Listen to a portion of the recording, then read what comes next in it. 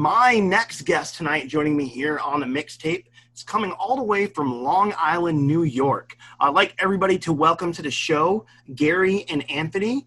They're just two members of the band Resistor. How we doing? Pretty good. How you doing today? Pretty good, man. How's it going? Doing awesome. I don't know about you, but it's a fucking heat wave. It's hot. Oh, I almost passed out at the skate park earlier too. It's a different Really? one right now. Yeah, it's pretty bad. How hot is it in Long Island right now? It's 97, 98 degrees right now. But they said it was going to be 110 around like an hour ago. But who knows? But you can't breathe out there right now. No. Damn. 98 degrees. I'm all set with going outside if 98 degrees is out there. I'm more of a Backstreet Boys guy myself. So, Gary, Anthony, tell us a little bit about Resistor. What kind of band are you guys? We are I just call ourselves a metal band. I'm not really like, some people call us deathcore. Some say hardcore, metalcore. But honestly, man, I just love playing heavy shit, and that's what it's really about. Awesome. And Gary, you do what in the band? I play bass in the band. And Anthony, you're The vocals. fucking right. So you're bringing in all the low end right there. So we got that like the heaviest parts of the band right here. All that anger right The there. low and mids, I yeah. sound like the most timid person just talking normally, but then when I start screaming, it's a whole different thing. Most metal vocalists are like the sweetest guys in the world. Our vocalist Drew, if you're watching this, Drew, I love you. Nicest guy and so soft spoken, just very kind. It seems, but you get all this aggression and just work it out there. So, how long you guys been a band for? Sure. We started in 2018. End of 2018, and we're relatively a younger band, but we're not like strangers to the game. We've been around in different things. What were you doing before this? I was playing in a band called Paint the Target. He was playing in a band called Kills and Thrills. His band went all over the world, literally, and they played with a bunch of really, really cool acts that he won't tell you about. No, it was fun. I also went into retirement for a little bit too because I needed to recharge everything and figure out what I wanted to do. And my goal always was to be a frontman, and I never had that opportunity. I was either getting thrown on guitar or getting thrown on bass or, whatever instrument they needed. And I never had the opportunity until now. So, luckily, I'm happy. We found the right guys. We put it together. It's different. We're actually all friends. We all live like less than a mile away from each other, so it just works out perfectly. Yeah, it definitely works out. That works, especially to be that close knit. It definitely has a positive effect on the music. I think, brother bands, are just that much tighter when you just surrounded by your homies. Yeah. It sucks when you lose a member too, and you do have to kind of fill in and get a stranger and stuff like that and get to know each other. And sometimes it works out really well. Sometimes it doesn't. No. Yeah, from that perspective too, it's just so weird because with my last band, we ended up getting one guy from Massachusetts, and then he was replaced by another guy from North Carolina, and then replaced by another guy from Buffalo. So it's just when you start doing stuff like that, you're getting pieces all over the place. It's hard to really feel the connection. Here is if we want to do something, just come down the block and basically meet up with each other. Like he was right here, I live the next town over. The other guitar player was a town over from there, and the drummer used to live down the block from here. So it all worked out. So I feel like there's more of that energy and connection. It's not more of a job. It's more just whatever happens, and we just have fun doing it every single day. And we love going to practice. And I used to dread going to practice, but now we love it and we hang out with each other. And Selfie therapy for me, that's for sure. Oh, it really is. Honestly, I miss that, and I'm right with you, Anthony. I've been out of it for a little while. Kind of needed to take a break, recharge my batteries, get my life back in order because, when you're in a band, you sacrifice everything. And I did, I just everything. So spending time with family and things like that, I didn't get to do. So the last, 5 years or so, I've been reconnecting, been producing music on my own. And now doing this, which is phenomenal. Be able to, hang out with people like you guys and get the word out there on some amazing music from all around the world. So we appreciate that, man. Thanks for putting this on your platform. How long have you been doing the show for? For at this point right now in the interview, a month. Nice. Yeah, but I graduated from film school a decade ago, did the band thing, filmed some bands, got to work with a lot of cool artists over the years. And now I'm like, I really wanted to do something, especially with like the lockdown and COVID and quarantine, because there's no fucking venues right now. It's almost impossible for bands to get out there unless they're doing a live stream. And my family is my band brothers and sisters, the people in the Northeast that I've been spending the last 15 years of my life with. And it was killing me to see them hurting, especially ones putting out brand new albums, having big tours, having to cancel it, stuff like that, sitting on a pile of merch. I'm like, what the fuck can I do besides just go to Bandcamp and buy the album and stuff like that? So I wanted to figure out a way to be able to champion all this amazing music around me.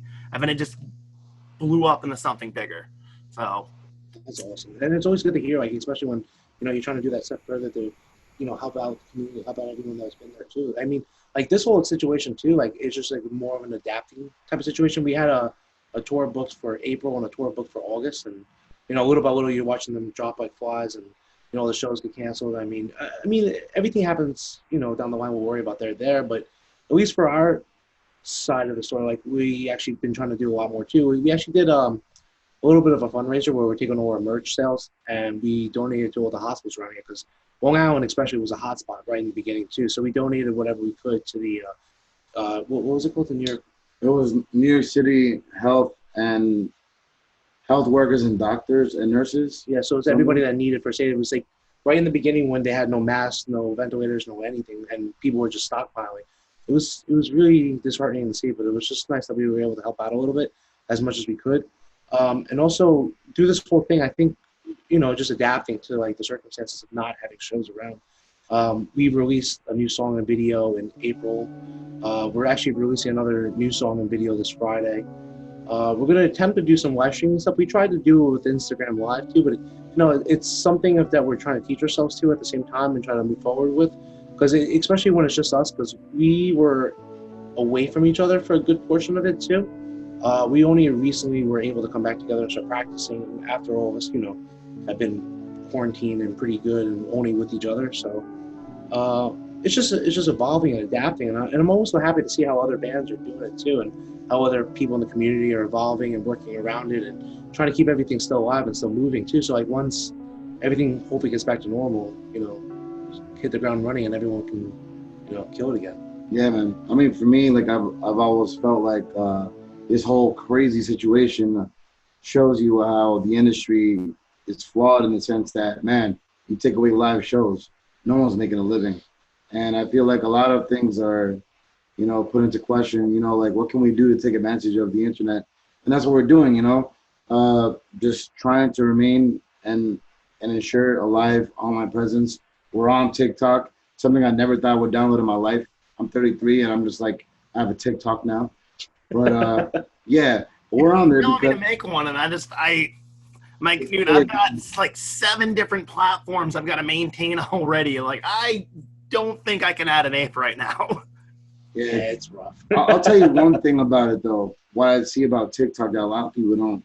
Our hashtag on Instagram is way lower than the hashtag that gets seen on TikTok, and that's because TikTok hasn't implemented like a pay to get seen system yet. So, I see a lot of deathcore stuff going on over there, a lot of memes, and I'm trying to like make a meme, but I can't do it yet. But I'm really trying to like break out of that mold. He is a meme, so he's doing a good job. I'm a living meme. I'm lucky. We have on staff here our resident shit poster, Sergeant Bluntman. If you look at our Instagram, you can see that there is a start to some shit posting memes here for the mixtape, and he is responsible for all our memes here. So I don't have to handle any of it, which is awesome because I'm all about it. I'm like, fucking meme the shit out of me. Freaking have fun. Fucking stick my face on whatever thing you want. Just have a blast with it. That's what I do with you. I do with him every week, especially in the quarantine. We had toilet paper for sale with his face on it. We've got a tour.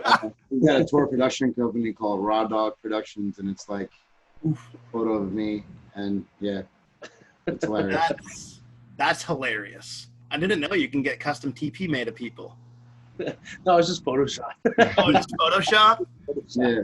Oh man, I was gonna say I think of some people that I can give that to for Christmas. People lose away. There's definitely somebody out there being able to do it. So. Oh yeah, I'm sure we could get some custom shit tickets going. Maybe some mixtape Maybe that's my first merch. Oh man. So like you were saying earlier, you guys play in a metal band, and for that, like I said, there's a lot of different subgenres and stuff like that. And I actually dig it, just like it's a metal band. Because you could subgenre out, you know. We're a deathcore, post-hardcore, experimental. And when I was younger, I fucking loved the stack of labels. But at this point, I'm like, I play metal, I play punk, I play hardcore. It's simple. Simplify. Yeah. So you guys actually might be one of, if not the heaviest band that I've interviewed to date on the show. Yeah, which is fucking awesome. What tuning are you in? I'm curious. We play in drop E. You play in drop E. Man, Yeah. The first time I ever tuned a drop E was learning how to fucking play some old Hatebreed covers back in the day.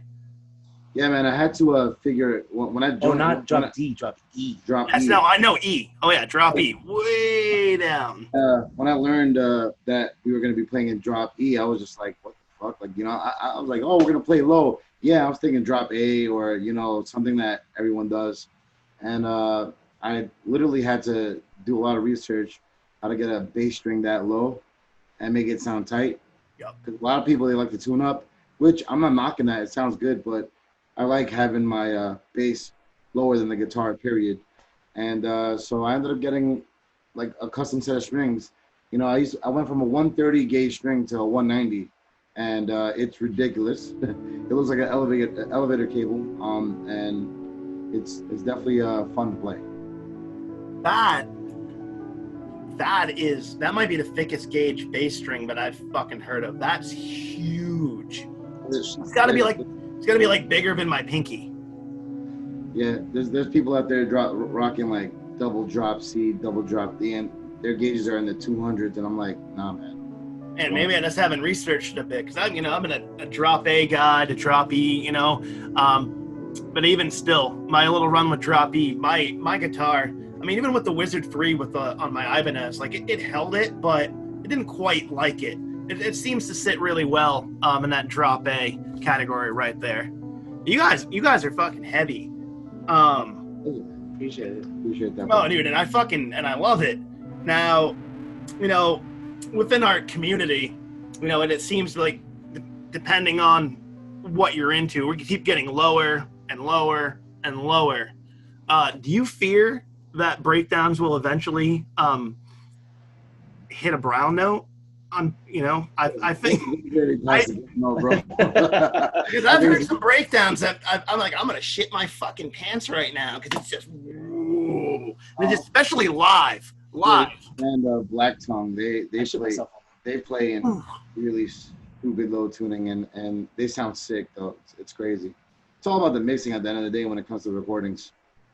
It's true. I mean, you can be playing low, but if you're not recorded appropriately and not reamped right, you're just going to sound like slop. And you're right.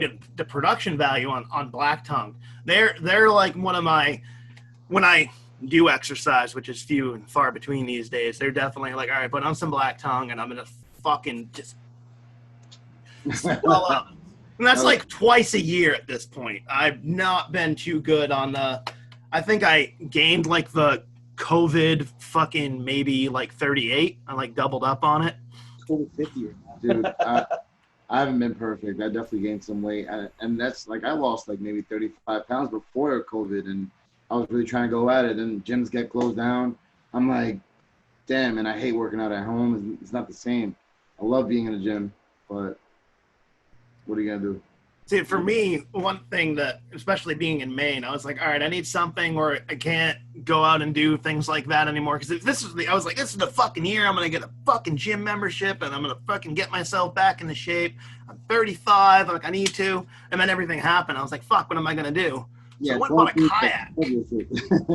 I bought a kayak because there's so much fucking water around me here on the woods. So that's been nice. So it's kind of like my little personal gym, just going out. There's nobody fucking around me, and it's perfect.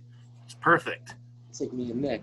Yeah. I bought a pro scooter at 31 years old. Not a pro scooter? What differentiates that from a regular scooter? What makes it pro? It's really expensive and it doesn't break. It holds my fat ass on it. So is it like the Razor scooters? It's like a scooter that lets you, like, you know, you can do tricks like a BMX bike, but on a scooter. Okay. Is it an e-skate or just a regular skate? Oh, it's regular. It's not electronic. Okay. Man, because some of those e-skates out there, it's fucking awesome. Actually, our shit poster, Sergeant Bluntman, he builds e-skates. Actually went out a couple weeks ago, and we did like 15 miles on them. Dude. Oh, yeah. Well, they go like 30, 35 miles an hour. It was awesome. Awesome. You should check out into, maybe modding up your pro scooter to an e-pro scooter. He's sitting flying up in the air. Like I can imagine just having the assist hitting ramps and this vroom, little extra boost on it. Rockets in my fat ass would be flying in the air. He really does catch air, though. You got to see it. It's crazy. Dude, honestly, if you want to take a video and send it to the show, we'll absolutely play it. We will totally check you rocking out the pro skate. That's straight up in that tail whip. So busting my ass. there's nothing wrong with that. That's and it's starting to heal a little bit. This fucking nasty thing in here in my arm from where I fell. I got on the board for like 3 minutes and friggin' right down. But you gotta learn. You're gonna fall down. Yeah.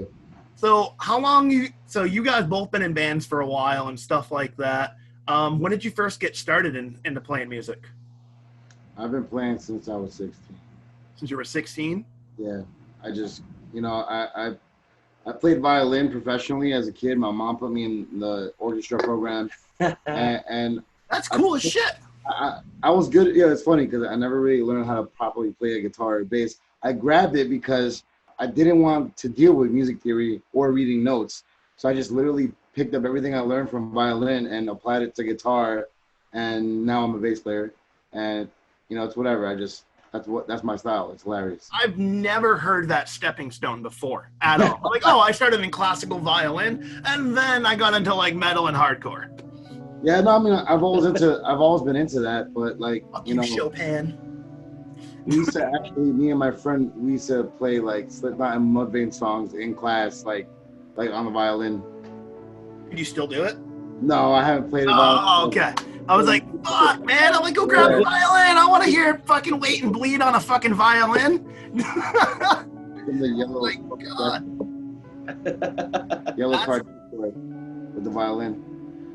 That's awesome. Actually, I bet that would sound pretty good. It would probably be like very niche and yeah, it'd be awesome. You should start a cover channel of that. Just get back into your violin. Like, friggin', can you imagine playing like Despised Icons MVP on a violin? Yeah. There's a guy on Instagram that plays the violin, has these girls like shake their asses and stuff. Really? Yeah. That's how you get the plays. You have a booty, man. I don't got a booty to shake, unfortunately. Not like that. I got this cat booty right here. That gets some hits. I didn't even realize there was a cat there, man. Wow. Oh yeah, he just blends into the background. Yep. Good old Toki War Cat. But yeah, when did you start playing? Me? I started playing the recorder in the 3rd grade. Oh yeah, me too. Hot cross buns, baby. I had a little lamb, motherfucker. Ooh. His first band was a death metal band, though, I think, right? No, I was always in bands from like 14 on. I had like a grindcore band, an emo band, punk band, a hardcore band, like everything under the sun. Well, you just, and going through and just learning the different styles, I played in a bunch of grindcore bands, and maybe one of them was good. They're coming back, all those grindcore bands. Daughters made them come back last year. Dude, so I saw Daughters on that new tour because, being in the Boston area, in Providence band, I fucking loved Daughters when they first came out. And I still do. I actually really liked the evolution. Little by little, he started doing like the weird thing with his vocals, and it's just so sick. That weird talking storyteller style vocals and it drones. Dude, I was like hook, line, and sinker. And I saw him at Port City here in Portland. And it's like 2 foot, 3 foot stage. Like, so this super intimate show. Unbelievable. Oh, man, I can't speak more highly about Daughters.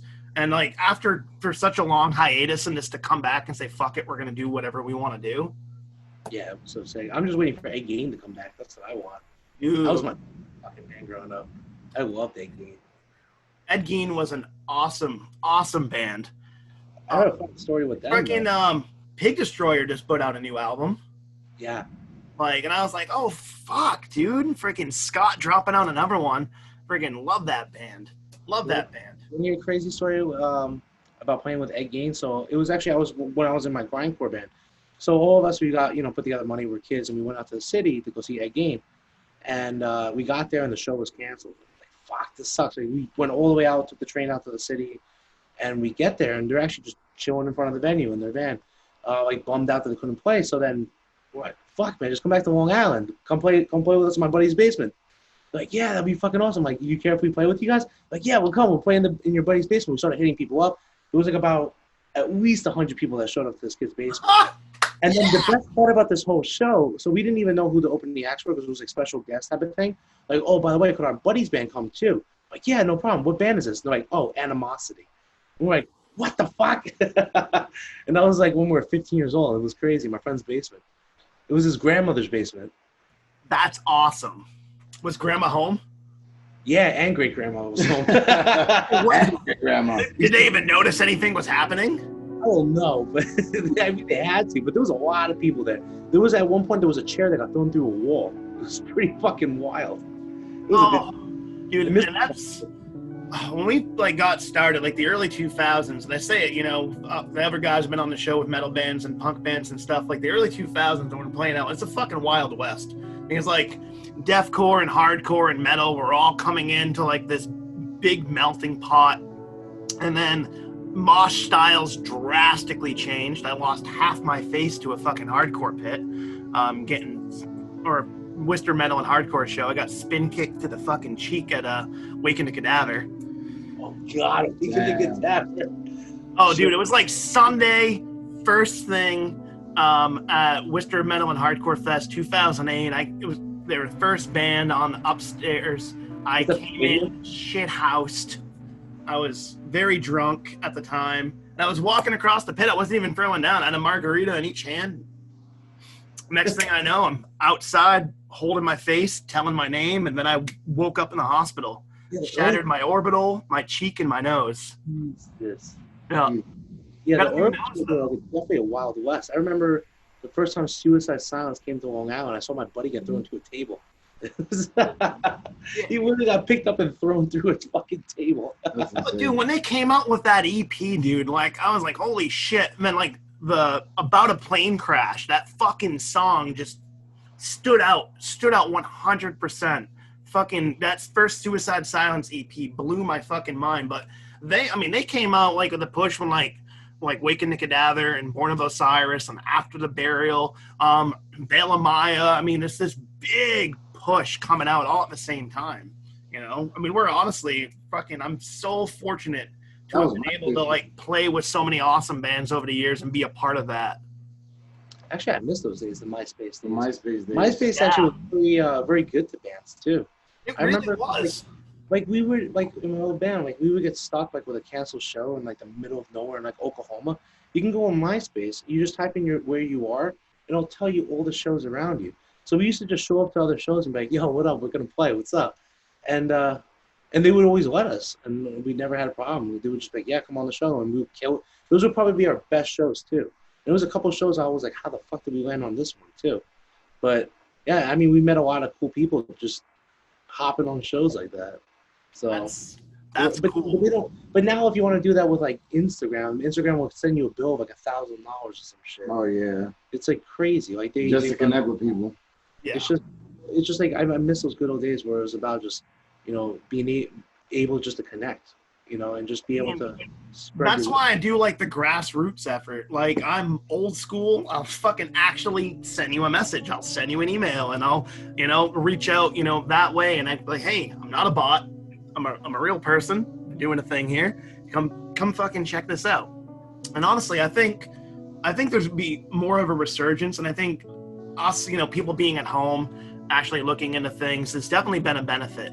And I can't speak so much for Instagram on the advertising end because I haven't dealt with any of that, but finding bands has been comparable to like the MySpace days, because I can go to a band and then I'll look at who they're following, and then I'll check them out, and then I just make this big spider web of artists, and I just start going through and hitting them up, and it's been unbelievable, you know. So I think Instagram is doing a little bit better right now than Facebook is as far as supporting bands right now.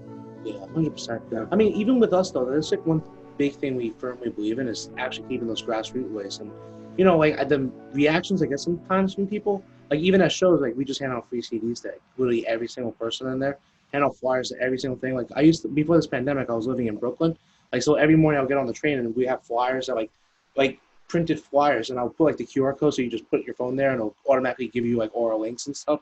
And I'll slide them into like the little advertising things where like the subways are, and like sticker up everything and put stickers on it. When you go in Soho right now, there's like Resistor all day, slappers all day. I love slapper stickers. It's something I firmly believe in. Like we would go to like local record shops and like local like and music shops even around the year, and just drop off a stack of CDs and just like have mouths for people to just take and just listen. And you know, like I appreciate the new age of like, you know, like the internet, how it brings everyone. But also at the same time, I'm a firm believer of like bringing it back to the old ways and just like keeping DIY punk, because that's just the way I was brought up. And, you know, absolutely. And there's something about being physically given something, you know? I mean, like, oh, here's a gift from me to you. And honestly, like, I have bookshelf right here of just filled with demos from bands over the years because I held on to them, you know, and the ones that I really loved, you know, I honestly got like a fucking memory box of things, some shit over the years. And I'm like, this has to stay. This demo has this story with this band that we ended up going to this after party, and there's you know, and you build a life out of those connections. You meet a lot of cool people too. I mean, remember Slipknot? We were parking lot for Jones Beach, like we had like 1,000 CDs. And just we just handed out. We went to a Slipknot concert, and instead of like tailgating, we were just walking around the crowd in the parking lot, just handing out CDs. You know, I mean, I was still tailgating while handing out the CDs, but yeah. I think it's really cool. Like, you know, you see, like I've never really went through that where I was handing out CDs. It was like a first time for me. So to see someone, like some people, they're just like whatever, but then there's other people that really appreciate it, and like they just like, oh my god, like, and then you see them, they add you on Instagram, they add you on Facebook, like they want to take a picture, they want to do this, you know, and they're like, they're just blown away by the generosity. And those are the right types of fans, because those are the ones that you make into lifelong fans, you know. And like, you didn't have to go and give something away, but you just did it because you honestly, at the end of the day, you win more people with honey than vinegar. You know, you could be that metal band that, you know, fuck you, fuck this crowd, you fucking piece of shit, fucking move, fucking do something, impress me, you know, like, or you know, I'm all about, you know, razzing the crowd a little bit, but at the end of the day, we're one and the same. So I've never really been into like negging the crowd, you know. I'm just not that type of guy, you know. Well, we don't nag the crowds per se, but this guy he's in the pit the whole time. That's different. Getting involved and getting people to work up is one thing, but I've seen bands be like, this is fucking pathetic, show me what you got. And I'm like, dude, I know everybody's giving everything you got. Are you just saying this, or are you just being assholes? Like, I got asthma, man. I'm fucking 3 puffs in. That's a 3 puff pit, dude. I can't afford to get 3 puffs of my inhaler to one band. Trump air. I need all that shit. I don't have health insurance anymore. Just by the way, I went up to the bar and I had the bartender like pour the liquor down my throat while we're playing this set. Yeah, we were playing I actually just posted it on TikTok yesterday. It was a scene where it's during the bridge of our song Shadows, and this guy literally walks away, and like the camera guy's like, hey, where did the vocalist go? And then he goes all the way to the left. He's all the way to the other side of the venue, and then he's just like gone. And then he goes to go get a shot, and then comes back in. It's just like, you know, I don't know. With the mic. With the mic, yeah. See, I always loved going into the crowd like that, you know, getting involved.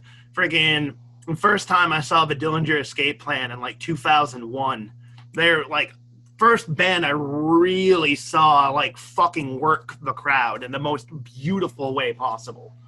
Yeah, they're nuts. Oh, fucking A, dude. That one video was they're legends in their own right. Like, you know, I'll admit to you, I know a couple of songs. I'm not very influenced by them, but I have a lot of respect for them. Like, ridiculous. It's hard not to, especially being in New York, because they were just fucking kings in New York for a while. I mean, and they went out on a fucking beautiful note. You know, they closed out the friggin' at the Roseland Ballroom. Actually, Daughters opened up their farewell show. when Daughters dropped their new album. I had a bunch of buddies go. I got to see them like a month before that final date when they came to Boston, and unbelievable show. Them and Oh Brother, it was fucking phenomenal. Oh man, I miss that band. Like Dillinger Escape Plan. Whew. Dude, I know it's been like 2 years, but we miss you already. What I missed the most is the Chariot. That's the band that fucking. Oh man, the Chariot. I want to talk about another off the wall fucking insane crowd interaction. Oh. What was your, so you've obviously seen them live. I've seen them a handful of times. What was your experience seeing them? I got the tour with them. So. He's toured with them, yeah. You got the tour at the Chariot? Oh, fucking tell me about that. That's better than fucking seeing them. That's way cooler. He showed me the bill. It was the Chariot. It was Every Time I Die. Oh. Sorry. I love you, Tig, with all my heart. Yo, me too, man. They're very. I love them. I get to go to that boat show they still do every year. That thing's so much fucking fun. Oh, their home show, the fucking E-Tig and They do it in the city, I think, right? No. Well, the E-Tig did one to have the Christmas one. I got to play that one too. You got to play the Christmas party? But the one that I'm talking about, they do they rent out a boat in the Manhattan. It goes around the Statue of Liberty, and they fucking destroy the boat. That. It's like a packed show on a boat. It's fucking man. sick. Yeah, they do it every year. It's like 4 shows a year. 4 shows a year, yeah. Jesus Christ. I need to get to New York more often. Yeah, come. When things open up, trust me, it's like an 8-9 hour drive for me, which isn't too bad. You know, I've driven overnight to go friggin' all the way down to Atlantic City to go film, so New York's not too bad. So we're not too far away from AC. We're like another 2 hours. Yeah, it's like about 2 hours, yeah. that's not too bad. No, AC's past us. AC is like an hour 45 to 2 hours, usually for me. No, but he's coming from me, so he's past. He would have to pass through AC South. Oh, yeah. Yeah, we'll figure it out when the time comes. So, I know where the Islanders play, and that's about it. Yeah. I know where the Bruins play, but we won't get into that. I get enough shit from my friend Angie. He calls me like once a day. He's like, yo, bro, I heard your Islanders suck and my Bruins are still good. How you feel about that? Every single fucking day. Oh. Well, Well, yeah, but I can't even hate on the Bruins. If I can get into that like 1 second, you can't hate on that team.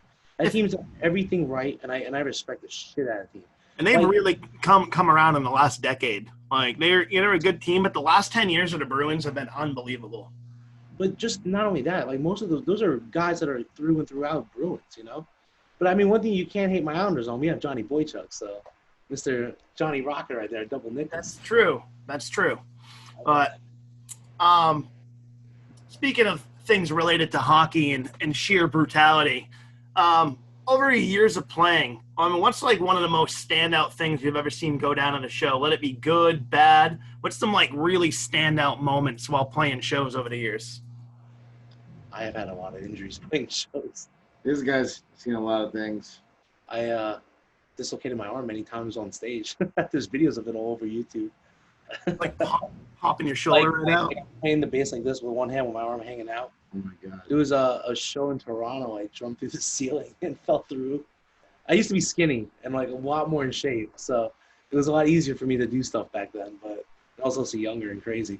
I'll go on a more recent note. We went to Vermont, and we played in this house, like downstairs, and it was insane. Like these people were like crowd surfing, and there was no stage. Like it was just, you know, I'm just right there. There's this kid right next to me, crowd surfing, and I'm just like, it was nuts. Yeah, that was a fun show. That was a great show. Burlington, Vermont. Yeah, Vermont, man. Vermont's got a crazy scene going on over there, and as soon as things open back up, I would love to go over there again. Like I did not expect that over there. Well, I think like Burlington is, and they're more remote than we are, but I think they're in an area, you got a good condensed population and you got people who are just thirsty for live music. And so when you get an area like that, where you got a good population and you don't have a ton of touring bands, you get a really appreciative crowd. And then you end up with fucking moments like that you remember for the rest of your life. Yeah, like that was the one thing I used to love playing was like in the middle of nowhere in the boonies. I remember like Oklahoma, Kansas, Omaha, Nebraska was a fucking sick area. West Virginia has some sick shows too. But I remember even by you in Portland, Maine, there was a lot of cool shows there. I forget some of the names of them because there was one that we did 3 shows in one day. It was that festival, and we had a show earlier that day, and then we played a different venue at night, and it was probably the coolest fucking day ever. And every single show was packed. That's crazy. Did God, I'm trying to think of that show. Did The World We Knew headline? I don't know if they were there or not. This is like 09, 08. So that would be a little bit before it. So like it would be like 2011, 12, and they were doing stuff there. So I wonder if you were like maybe at the station or something like that was open then. No, well, it was like a big open field. It was like a big festival. Well, we'll have to look a little bit more into that and see, looking into the archives. You know, So, I bet it's on Return to the Pit. I bet Aaron probably has photos of that. Just got to look at the year. But so other lobster rolls in Maine really that good? you know, I like lobster, but it's not like for me here. Yeah. I guess it's soft shell lobster. You know, it's super tender. People really like that here as compared to like the hard shell in other areas. There's some really good seafood places around here, but I mean, I guess people go crazy for it, but I don't think it's any different than like having it in Boston or something like that. It's just fresher, and you do have options where you can just go to like, go to the port and and just talk to a fisherman and buy off the boat. And so there's a lot of options like that, and there's like a bunch of like local seafood places. So it's good, but I wouldn't pay like market price $30 for it, But also I'm around it every single summer, so I think maybe I might be a little disillusioned to it. Yeah. yeah, I guess when we have a lot of stuff like for us, we don't even think twice about our pizza. So it's like people travel for our pizza. That's the issue being where I am, especially being from Boston, is I can rarely find good pizza around here. It's just not. There's a place that finally opened up in Augusta that's like phenomenal thin crust, like actual brick oven, and it took years. I've been getting like a major corporation and just getting generic pizza. That's one thing that I miss, is just like being able to walk around and just be like, oh, I'm gonna go get some Thai food. I can get some Indian food. I can get some Korean barbecue.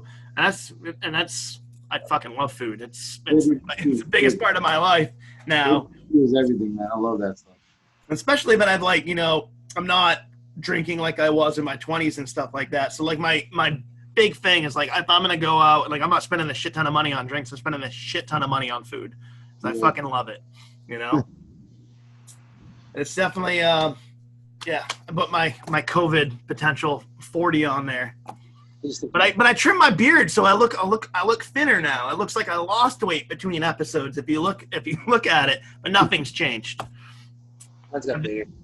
I discovered that you can have dinner after dessert, like way late at night. You can have dinner, and then you can have dessert. You can have second dinner, And it's bad because I got like a smoker and a grill, so I'm really bad. I can just way too indulge myself. Middle of nowhere, I'm like, oh yeah, I could totally just cook this massive pork shoulder. It's fine. Without the Taco Bell. Oof. I can't do the Taco Bell anymore. We have the worst ritual with our band though. We usually practice until like almost midnight, and him and our guitar player, they somehow convince me every time to go get halal food. There's a halal truck right in front of the Walmart by us, and I can tell you straight up, I'm in the toilet for the rest of that night. It's so heavy. I don't know, man. I'm fine. I don't know. For me, I'm never so good in the moment. It's so good. See, I wish I had that type of variety up here. We actually just got an Indian restaurant like 2 years ago in Central Maine, and then a second one opened up, which is awesome. That's one of the things that I missed the most. I fucking love Indian food. I mean, you change anything, and it just mix any of the curries, and it changes the flavor and everything. I like to pick. I like having a lot of different food in front of me, so I can just pick at it throughout. Speaking of a lot of food in front of you, there's no more buffets now. That's what sucks. No, and we've probably never. Yeah. And that's the thing here. We've just got like the generic kind of American Chinese food buffets. We don't have anything like really extravagant. We don't even have a Golden Corral in Maine, so no chocolate fountains for us. We don't have it. No. I never had it before. That's like a Southern thing. That's like South Carolina. That's the first thing. When I drove to Virginia, I went down for Dave Brocky's funeral and show. lead singer of Guar. And the first thing, we drove all fucking night long, basically. And first thing I was like, you know what? I need fucking breakfast. And a Golden Corral popped up. I'm like, fuck it. Let's go. That was an experience. That was an experience, man. I've never been to a buffet that big in my life. That thing is awesome. They have candy corn in the dessert aisle, too. They have everything. They have everything.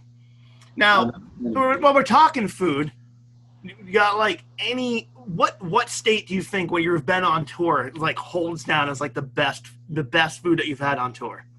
Texas. Or even country? Texas. Texas? Well, in the country doesn't count because literally everything in every other country is Americanized. I went to the Czech Republic and I was like, oh, it's all different money. It's like they don't even use the euro here. First thing you see, KFC. So it's all the same shit everywhere. But Texas, wild food. I remember, actually, you know what's another one? Ohio has some crazy shit. And we did the Man vs. Food challenge over there. They had something called the Dagwood. It was in Columbus. It was like a sandwich that was like this big. And it had like a pound of French fries and everything. You had to eat it. My drummer at the time, he ate the whole fucking thing. And then he asked for Chipotle afterwards. I was like, how the fuck do you do that? I couldn't do that. Maybe 10 years ago I might be able to do that, but I don't think I could, unless it was wings. Wings are like, I could fucking put down some wings. We got some good wings over here. Yeah, wings. That's what I've never been to that area of New York. I've been to New York City and like Albany, like just the edges. But I've never been up to like the Rochester or the Buffalo area. And I'm a huge wing guy. I'm all about it. How hot do you go? Are you a heat guy? You go hot or no? I gotta be in the mood for it. And if I go for spicy, it's always gonna be sweet. So I like habanero, like kind of like that. I'm not really like a buffalo kind of guy because I don't know. It just tastes too vinegary for me. And you're right. And then actually, I'm so much. I have I have 2, and they're pretty much filled with peppers. I've got 14 types of different hot peppers this year. I make my own hot sauce. I'm like all about it. I'm all about that heat life. I'm like addicted to watching Hot Ones. Sean Evans, if you ever watch this, I love you. I'll do your challenge. I'm not famous, but I can be with your help. Stone Cold fucking annihilated that thing. He didn't even sweat. Didn't even think twice about it. He flinched. He goes, that's all right. He's the Texas rattlesnake, guys. Come on. Actually, speaking of hot sauce, this is actually, you might appreciate this one. When I did South by Southwest, there was a store in Austin, Texas that was just an entire store of hot sauce. Nothing but hot sauce. But they had stuff that was behind the counter. So they had the really, really hot sauce, and then they had the shit that's like, this is not really meant to be eaten. This is more like a novelty. Yeah. So like the first guy was like trying to be this cool fucking guy, saying, oh, this is nothing, blah, blah, blah. So they put a little dab on a little toothpick. And just keep in mind, the hot sauce jar was in the shape of a glass skull. And the hot sauce is black. He put a little dab on it on his tongue. I've never seen a grown man cry so much in my entire life. He was like, I can't feel my fucking face. And it was fucking wild. Dude. But there's some hot sauce out there. Oh, yeah, man. We did a Hot Ones lineup from the last season. And it's on my Instagram, just showing them. And I did Dragon in the Clouds. And I did just like a toothpick top on like a chicken nugget. And I was fucking dying. Our buddy is like, oh, it's not nothing. It's nothing. It's like covers an entire tortilla with it. Love that. Nah. You watched it and he just sat. And it's like, you could tell that he wasn't even on this plane of existence anymore. He's looking through time and space, and he sat that way for 3 hours. Like, I gotta go after that, and just left. And I'm like, dude, that is not fun. I mean, I like heat, but I'm not into like fucking suicide in a bottle. I'm not into that. You know what sucks about that shit, though? You have to suffer from it twice. You have to suffer when you eat it, and you gotta suffer when that thing gotta come out. Oh my god. Yeah, I was a line cook for years, making hot sauce from scratch. That was like a big thing, and that's why I started getting into it. That's what I was doing between the band stuff for a while. Pretty much as most metalheads are, most of us are cooks. Seems to be synonymous. There's at least one guy in a band that was a cook or is currently a cook while being in the band, which is always nice because you get to hook up on fucking food before shows and stuff like that. And we were doing sauces, and I would have my oh my god sauce, the nicest thing I could call it at work. And I would friggin' tell guys, I'd sign a fucking waiver. I'm like, dude, it's 3 million Scoville, sign a waiver. We're not responsible when you head home. Go put the toilet paper in the freezer and pull it out in 8 hours. You'll thank me tomorrow. Oh my god. Oh yeah. Friggin', and you're right, because you pay for it twice. You pay for it twice. Passo's on fire the next day. It sucks. Oh, absolutely. You know? And it sucks that on part 2, it's way more. You can't even sit. No, part 2 is the worst. And for those who do not know what we're talking about the Ring of Fire. As vulgar as we can get with it here on Twitch, but we're talking about the Ring of Fire. And if you're a hot sauce enthusiast like us, then you know exactly what the Ring of Fire is. And there ain't, you know? Have you ever tried Halal Guy's hot sauce from New York City? That shit is terrible. No, it's bad. The first time I ever had it, I was told, like, you know, be careful. And it was the first time in my life I ever experienced such a wide mainstream hot sauce that was that spicy. Because, you know, for example, like Taco Bell's fire sauce is not that bad. It's not. No, you know, even their Diablo sauce is nothing. But Halal Guy's hot sauce. Just torture in a bottle. It gave me an asthma attack when I was 17. Ooh. I was like, I didn't have my pump, and it was just a nightmare. I was in the city. I was just like, what is this? And I'm just sweating, can't breathe. It was just the worst. How was your asshole the next day? It was bad. And it's nuts because, like, if you haven't eaten anything that hot, it releases all this adrenaline in your body at once. And that's what I think keeps me going back to the table, is just being an adrenaline junkie. I fucking love that rush. I'm all about it.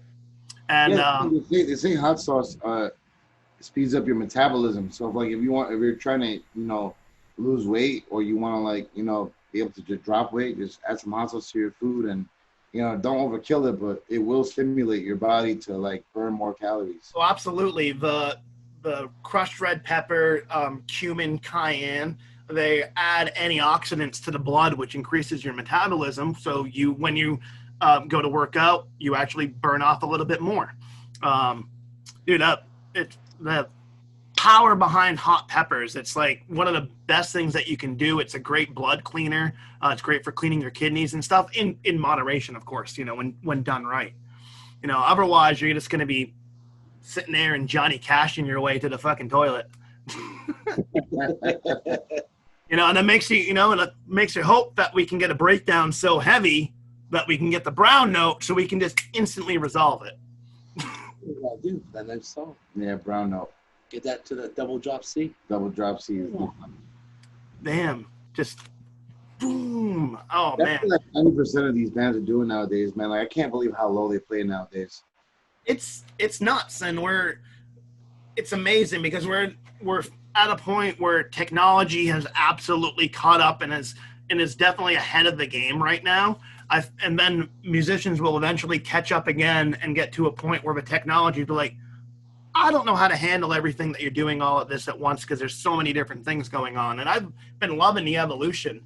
You get bands like the fucking Browning, you know, like they're totally unique, electronic, but also heavy as fuck with an insane stage show.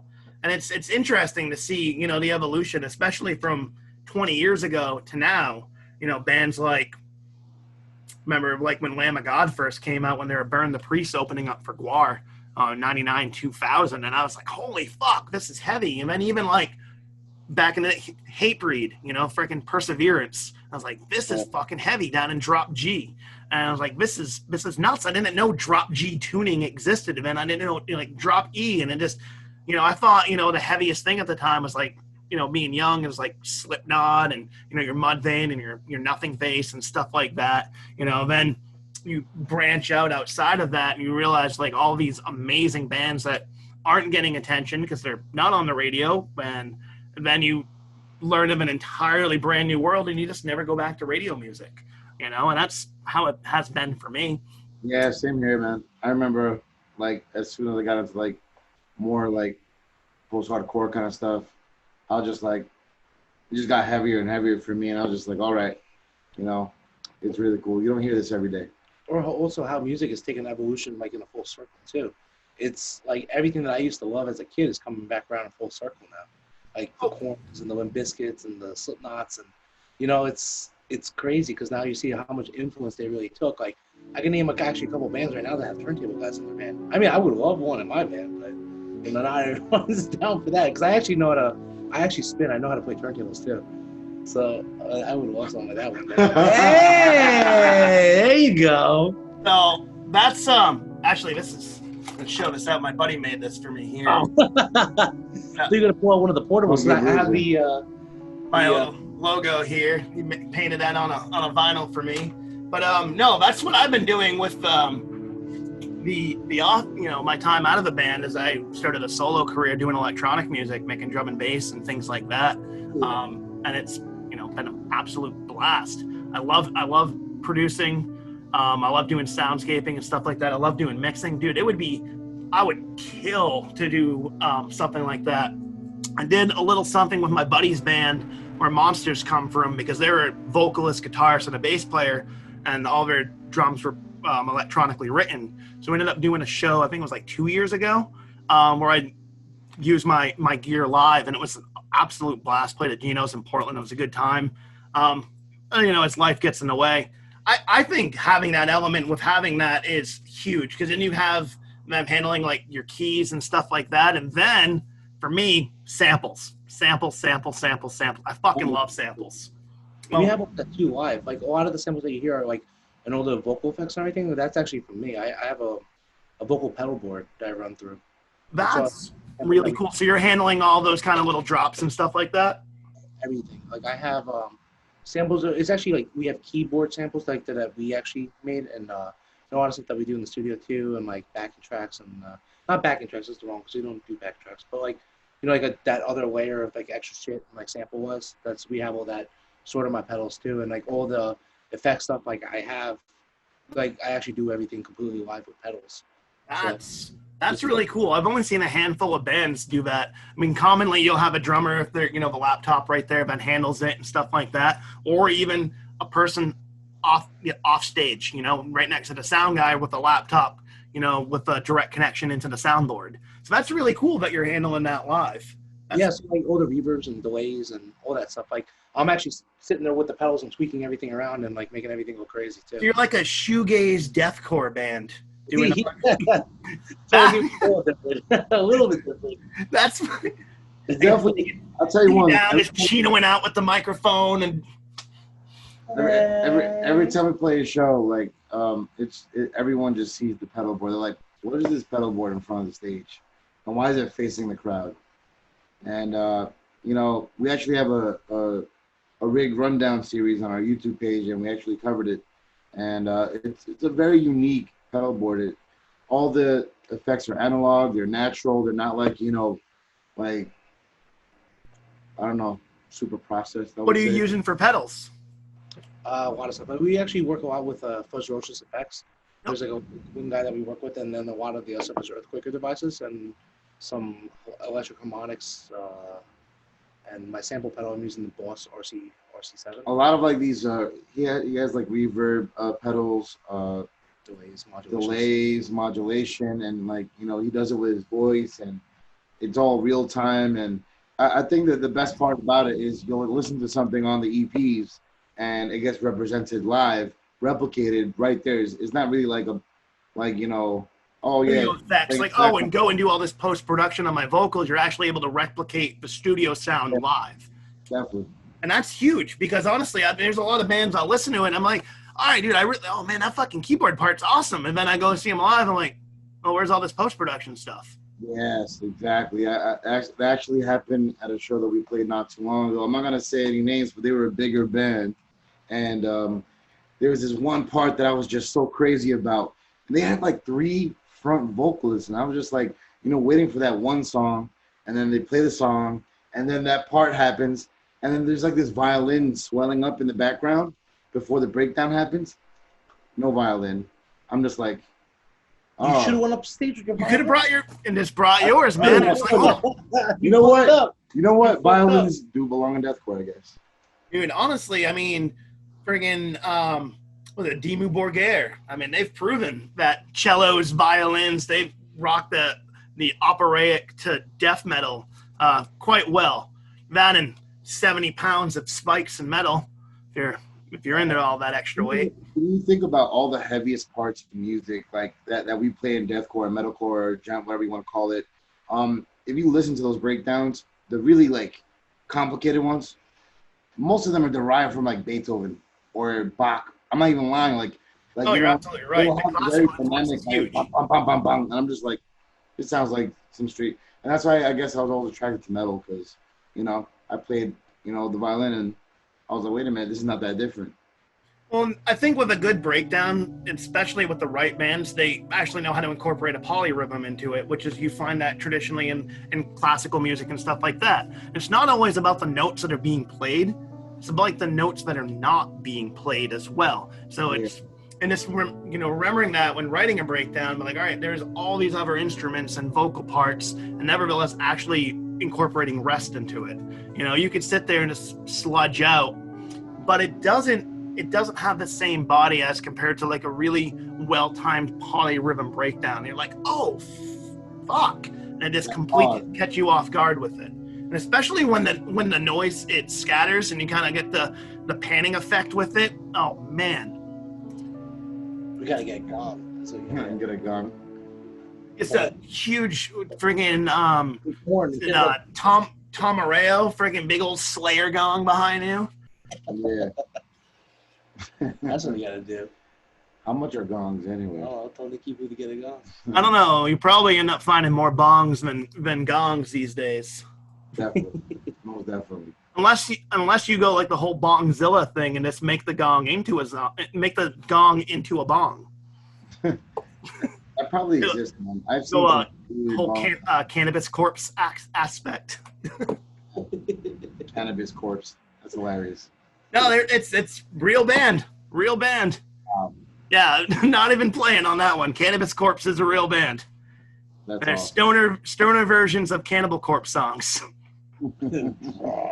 Yeah, like, oh man, I'm trying to think of like any of the name parodies, you know. I was like, yeah, I can't think of any, but definitely look it up. And you know what? I'll drop some in the bottom here of different parodies because that's the beauty of editing. So, with obviously, you know, we're dealing with all the changes and everything that's happening right now.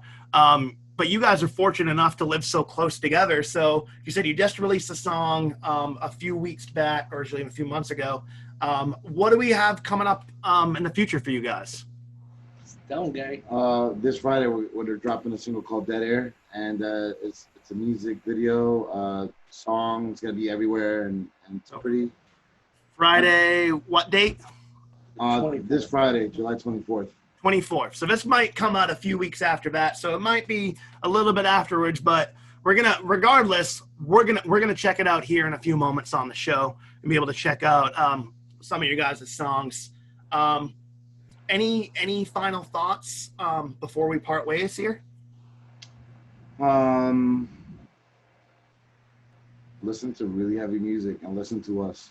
Get him, Gary. You know, if you like heavy stuff, listen to us, man. All right, so I'll take over from him. So you can find us everywhere at We Are Resistor. At you know, we have a Facebook, Instagram, Twitter, TikTok, YouTube. We're trying to work on our YouTube a lot more. You know, keep on moving from there. You can find our first 2 EPs on Spotify, Apple Music, Amazon, and we have our single Thorns, which is the first song of chapter 3 that we're doing, and the second song of it will be released, and hopefully the third one will be right after that. So that'll conclude the chapters. Yeah, man. At the Resistor everywhere. Oh, absolutely. And I fucking and I 99% sure of that, Anthony, we've played together in the past, and I'm gonna find that show. I'm gonna find that show that we played together because it's gonna drive me nuts until I do.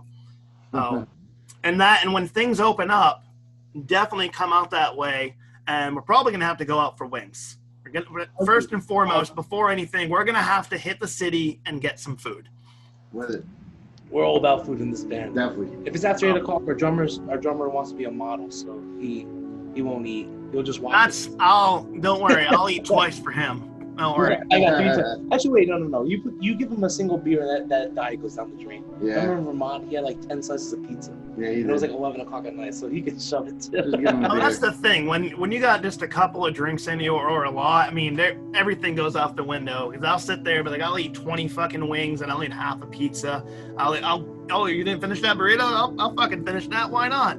You gotta go get those gummy worms out of the van real quick. I'll eat those too. After 9 p.m., dude, I'm awful. I'm awful. I'm like a fucking gremlin, man. Don't feed me after midnight. It's hard. Sometimes I fuck it. So, my guests tonight have been Gary and Anthony, both of the band Resistor, coming out of Long Island. Thank you so much, both of you. Thank you so much for having us. Thanks Appreciate for it. having us. We're going to check out some of their latest EP, so sit tight, and we'll be right back here on Punky's Mixtape.